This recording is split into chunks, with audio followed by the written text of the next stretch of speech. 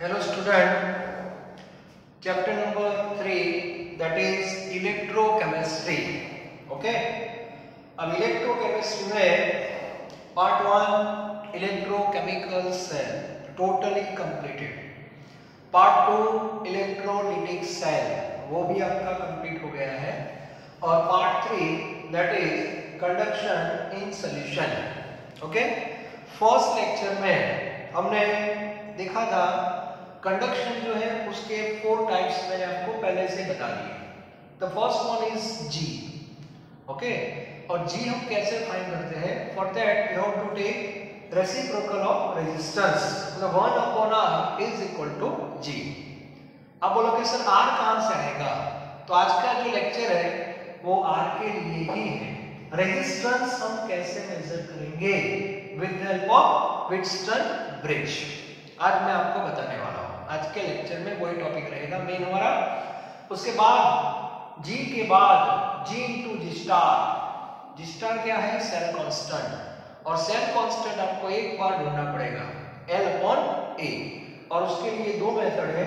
You have to measure L and A, but this method is not reliable. ऐसा मैंने आपको बता दिया था. और उसके लिए KCL का सॉल्यूशन हमें यूज करना है. वो डिटेल में नहीं है लेकिन आपको पता होना चाहिए. उसके बाद K जो आपको मिला है उसको 1000 से मल्टीप्लाई कर दो और मोलारिटी से डिवाइड करोगे तो लैम्बडा m मिलेगा. और नॉर्मलिटी से डिवाइड करोगे तो लैम्बडा EQ मिलेगा. लैम्बडा EQ आपके सिलेबस में नहीं है, फिर भी आपको पता होना चाहिए. इक्विवेलेंट कंडक्टेंस और लैम्बडा m है वो मोलर कंडक्टेंस. 1000 आपने ऊपर लिखा है तो यूनिट आएगा S centimetre square mole inverse. और 1000 आपने नीचे लिखा है तो S metre square mole inverse. ये डिफरेंस आपको पता होना चाहिए, particular whenever you solve numerical और MCQ. ओके, तो कंडक्टेंस के चारों टाइप मैंने आपको पहले ही बता दिए थे विद यूनिट. तो इतना तो आपका क्लियर होना ही चाहिए. आज का जो मेरा लेक्चर है वो बेसिकली रेजिस्टेंस के बारे में है कि रेजिस्टेंस हम कैसे फाइंड करेंगे. ओके, सेल कांस्टेंट कैसे फाइंड करते हैं वो मैंने आपको बता दिया है. दो मेथड है. पहली जो है वो रिलायबल नहीं है. दूसरी जो मेथड है KCL, उससे हम सेल कांस्टेंट मेजर करते हैं. मतलब आपके पास सेल कांस्टेंट की वैल्यू आ गई है, इतना क्लियर कर देना. ओके, आज का जो मेरा लेक्चर है that is basically how to measure resistance of a given solution. Okay, तो आज का वही मेन पर्पस है method to determine resistance R of solution. सबको पता है हम कैसे फाइंड करेंगे, that is with the help of Wheatstone bridge. और व्हीटस्टोन ब्रिज क्या है? फिजिक्स वाले हमको पढ़ाने वाले हैं डिटेल में, तो वो भी क्लियर होना चाहिए. चलो, अब सबसे पहले आप मेटल का रेजिस्टेंस फाइंड नहीं करते, ये सॉल्यूशन का रेजिस्टेंस है. ओके, अब सॉल्यूशन तो लिक्विड फॉर्म में होता है. तो नॉर्मली जब हम मेटल में, पहले मेटल की थोड़ी बात कर लेते हैं.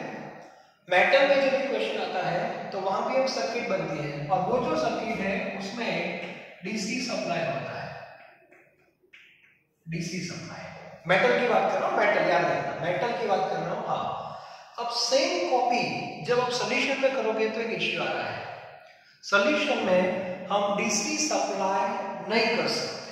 उसका रीजन है सॉल्यूशन में जो केमिकल होता है, कॉन्स्टिट्यूएंट्स जो है, जो कंपोजिशन है, उनके बीच में केमिकल रिएक्शन के चांसेस हैं. तो सबसे पहले तो 2-3 प्रॉब्लम है, 2 प्रॉब्लम एक्चुअली वो आपको फेस करने पड़ेगा, उसका सॉल्यूशन लाना है, बाद में आगे जाएंगे. तो नॉर्मली मेटल में हम डीसी सप्लाई यूज करते हैं, सॉल्यूशन में हम डीसी सप्लाई यूज नहीं कर सकते. उसका रीजन है chemical reaction take place in solution, and to avoid this problem we have to supply AC. Yes, not DC. एक क्लियर होना चाहिए. ओके, सेकेंड प्रॉब्लम सॉल्यूशन में आ जा रहा है. मेटल में तो सिंपल होता है, सर्किट बना देते हैं, मेटल टू मेटल ऐसे वायर बन जाता है, मतलब सर्किट बनाना बहुत इजी है इन केस ऑफ मेटल। ये तो सॉल्यूशन है। अब सॉल्यूशन में एक प्रॉब्लम आता है सर्किट का, ओके। तो ये प्रॉब्लम भी हमें सॉल्व करना है। अब कैसे सॉल्व करते हैं वो मैं आपको बताऊं। तो उसके लिए ये लोग ऐसी एक ट्यूब लेते हैं, ओके, और ट्यूब में यहाँ पे सॉल्यूशन फिलअप हो जाता है, ये सॉल्यूशन रख दिया, जिसका रेजिस्टेंस फाइंड करना है उसको ऐसी ट्यूब में डाल देते हैं। बाद में यहाँ पे पीटी, प्लेटिनम, दोनों प्लेटिनम इलेक्ट्रोड होते हैं, उसके ऊपर प्लेटिनम ब्लैक का कोटिंग होता है, द प्लेटिनाइज्ड कोटिंग ऐसा बोल सकते हैं। और फिर ये दोनों जो है उसको वायर के साथ कनेक्ट कर देते हैं, सर्किट के साथ लगा के, मतलब ऐसे एक सिस्टम वो लोग डेवलप करते हैं, मतलब सर्किट ऐसे बनेगी। हॉरिजॉन्टल फॉर्म में भी है और एक वर्टिकल फॉर्म में दिया है। टेक्स्ट बुक पे दो डायग्राम दिया है कि सॉल्यूशन को किस फॉर्म में सर्किट में एडजस्ट करना है, तो ऐसे दो डायग्राम दिए हैं, ठीक है, मतलब इसका भी सॉल्यूशन हमारे पास है। बात समझ आ रही है? ओके। तो सबसे पहले मैं बात कर रहा हूं सॉल्यूशन का, आपको रेजिस्टेंस फाइंड करना है, नंबर 1, क्लियर? ओके। उसके लिए करंट भी सप्लाई करना पड़ेगा, सर्किट भी बनानी पड़ेगी, सॉल्यूशन को सर्किट में फिट करना पड़ेगा प्रॉपर प्लेस पे। तो मेटल का हमारे पास एक्सपीरियंस है, मेटल में हम कैसे वर्क करते हैं, लेकिन वही वर्क यहाँ डायरेक्ट अप्लाई नहीं कर सकते, वहां पे डीसी सप्लाई होता है, यहाँ पे एसी सप्लाई होता है। इसका रीजन आपको पता होना चाहिए, ठीक है। वहां पे सर्किट इजीली बन जाती है, मतलब हैंडलिंग का कोई इश्यू नहीं है, यहाँ पे हैंडलिंग का इश्यू है, और हैंडलिंग का इश्यू सॉल्व करने के लिए कॉन्फ़िगरेशन थोड़ा ऐसा सेट किया हुआ है, ओके, लाइक दिस। तो ऐसे दो डायग्राम दिए टेक्स्ट बुक में, ऐसा भी वर्टिकल फॉर्म में भी एक डायग्राम दिया है, जिसमें यहाँ पे इलेक्ट्रोड ऐसे रखे हैं और ऐसे सर्किट बना, ठीक है, नो प्रॉब्लम। चलो अब आगे बढ़ते हैं। तो दोनों प्रॉब्लम अब आपके सॉल्व हो गए हैं, क्लियर? चलो अब सब हम लैब में जाएंगे। अब केमिस्ट्री के लैब में जाएंगे, फिजिक्स में वो मुझे पता नहीं है, लेकिन जाएंगे, ठीक है। चलो वहां जाकर हम क्या करेंगे, सबसे पहले ये जो हमारा डायग्राम है उसको सिंबॉलिक फॉर्म में लिख रहा हूं, ओके, सिंबॉलिक फॉर्म में लाइक दिस, ये सिंबल आ गया। अब उसके जो ये दो पॉइंट है, हाँ, यहाँ पे एपीटी के दो इलेक्ट्रोड है, यस, लाइक दिस, हो गया। चलो दो वायर जो है वो मैंने आपको बता दिया। अब ये दो वायर को कैसे कनेक्ट करना है, तो सबसे पहले ये साइड ब्रिज बनता है,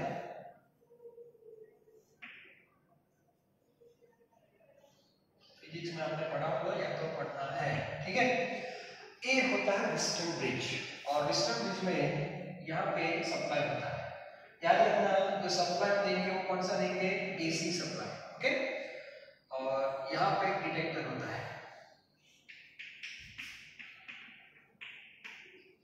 ऐसा डिटेक्टर आप हेडफोन यूज कर सकते हो, कोई भी डिवाइस यहाँ पे आप सेट कर सकते हो जिसका ऑब्जर्वेशन आप लेकर ऐसे कर सकते हो, मैं बताता हूँ बाद में। मान लो कि मैंने फिलिप्स का बल्ब रख दिया, ऐसा सिंपल एग्जांपल, फिलिप्स का बल्ब, ओके। चलो बाद में हमें इसका रेजिस्टेंस फाइंड करना है, ये सॉल्यूशन यहाँ पे तो इसके अंदर है, तो इसका जो रेजिस्टेंस है सपोज R2, ये भी एक रेजिस्टेंस ही है R1, लेकिन R1 जो है दैट इज वेरिएबल, ये वेरिएबल रेजिस्टेंस है, R1 R2, और यहाँ पे है R3 R4, उसमें R3 और R4 जो है वो फिक्स्ड एंड नो रेजिस्टेंस,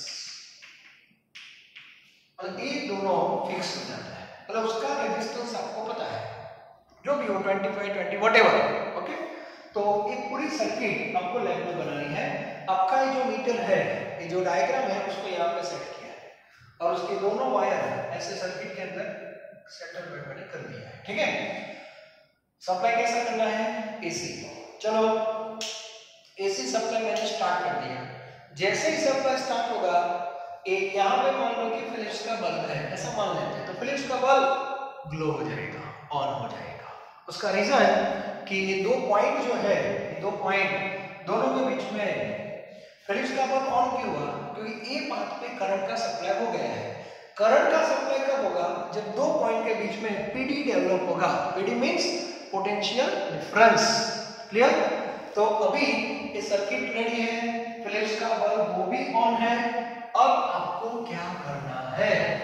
ठीक है, अब हमें फिलिप्स का बल्ब जो है उसको ऑफ कर देना है, यहां से नहीं, सप्लाई बंद नहीं करना है। ओके, यहां से मतलब ये जो रेजिस्टेंस है वो वेरिएबल है, उसको आप प्लस माइनस आगे पीछे फिजिक्स में देखा होगा आपने, प्रैक्टिकल में। ओके, तो उस हिसाब से आपको एडजस्टमेंट करना है जिससे ये जो पाथ है उसमें I की वैल्यू 0 होनी चाहिए, मतलब current becomes 0 between this two point.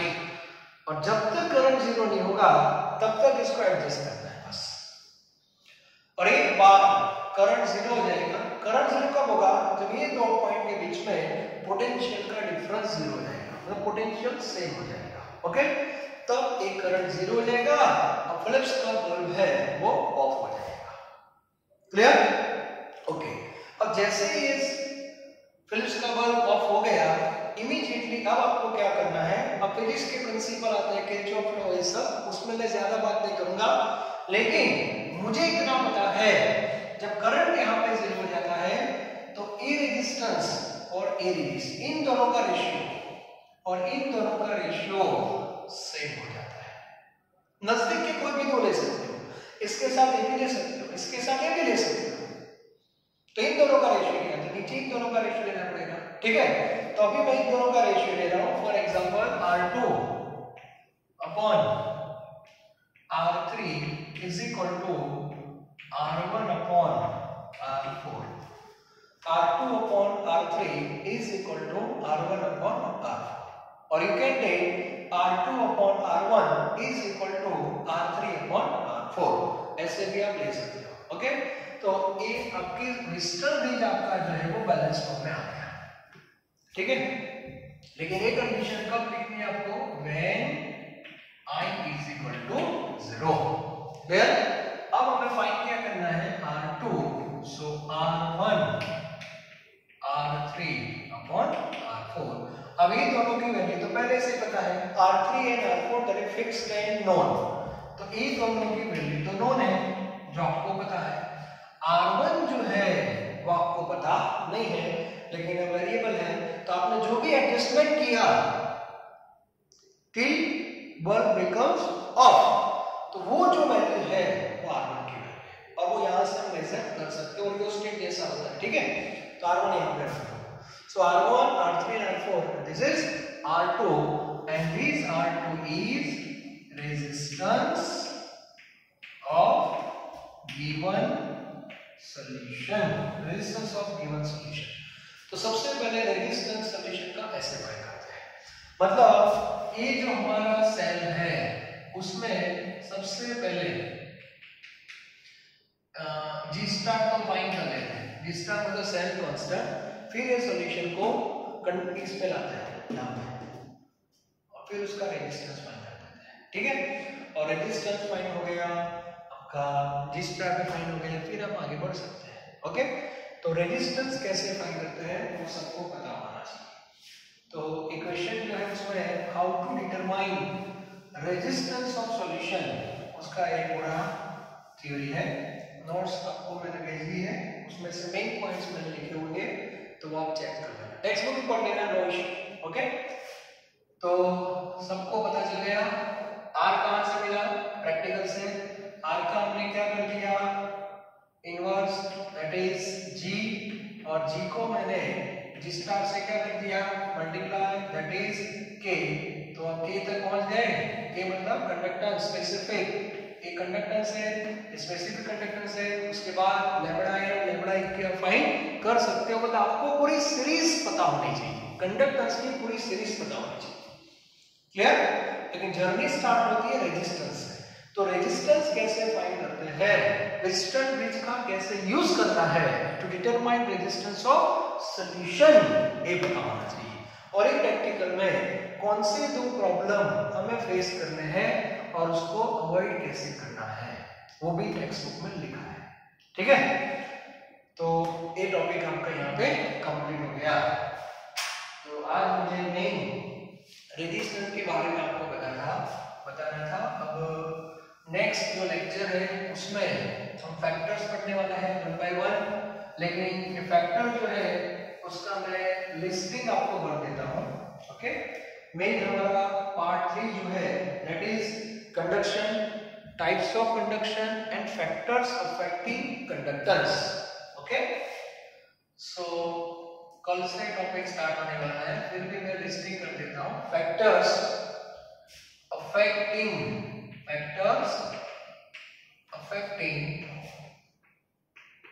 Ionic conductance.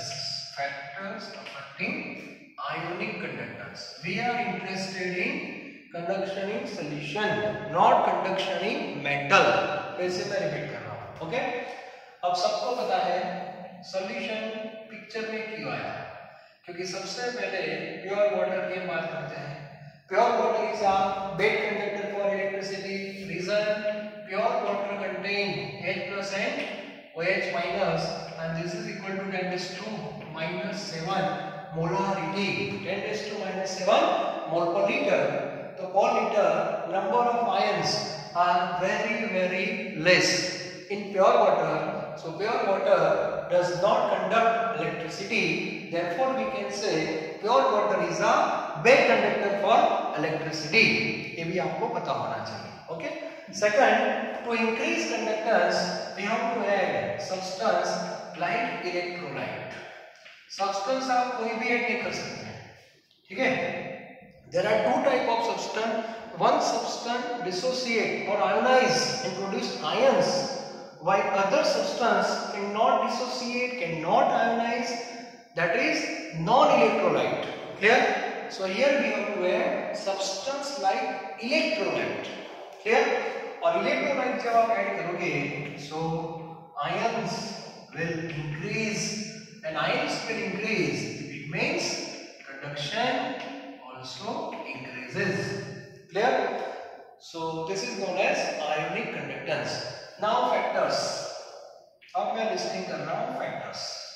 So we know there are two types of electrolyte, strong electrolyte and weak electrolyte. So first factor, that is types of electrolyte, वो भी clear होना चाहिए। Types of electrolyte means strong or weak. Type की जगह में एक word दूसरा use कर रहा हूँ, nature. Yes, nature of electrolyte, sorry. Second, electrolyte जो है वो सॉल्यूट होगा, so nature of electrolyte. Second, nature of solvent, ये भी एक फैक्टर आएगा। एज अ सॉल्वेंट आप क्या यूज कर रहे हो, वो भी इंपॉर्टेंट है। ठीक है, इसके बाद थर्ड, मतलब सॉल्वेंट और सॉल्वेंट आ गए। Next is temperature. Number 4, that is viscosity. Number 5, that is size of ions, and solvation, size of ions and solvation. Number 6, concentration. So total 6 factors affecting ionic conductance in solution. Okay, nature of electrolyte, nature of solvent, temperature, viscosity, size of ions and solution, and concentration. Out of 6 factors, concentration of solution is very important, and we will discuss that factor in detail. Clear? तो detail में हम ये पढ़ने वाले हैं। तो सबसे पहले मैंने लिस्टिंग कर दी है। आज का जो लेक्चर था उसमें बस ये लिस्टिंग आपके पास होनी चाहिए, और नेक्स्ट लेक्चर में आप देखना फैक्टर जो है वो 1 by 1 लेने वाले हैं। उसमें डिटेल में हमें कंसंट्रेशन वाला फैक्टर पढ़ना है।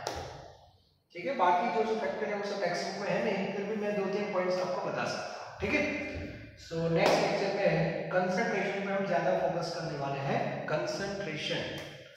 तो आज का लेक्चर यहाँ पे कंप्लीट हो रहा है, पार्ट 1, पार्ट 2 एंड पार्ट 3। ठीक है, धीरे धीरे चैप्टर कंप्लीट हमारा हो जाएगा। रेगुलर लेक्चर आपको मिल रहे हैं तो आप मेरे साथ रहना, चैप्टर लेंथी है, बस कंप्लीट हो ही जाने वाला है। So thank you very very much.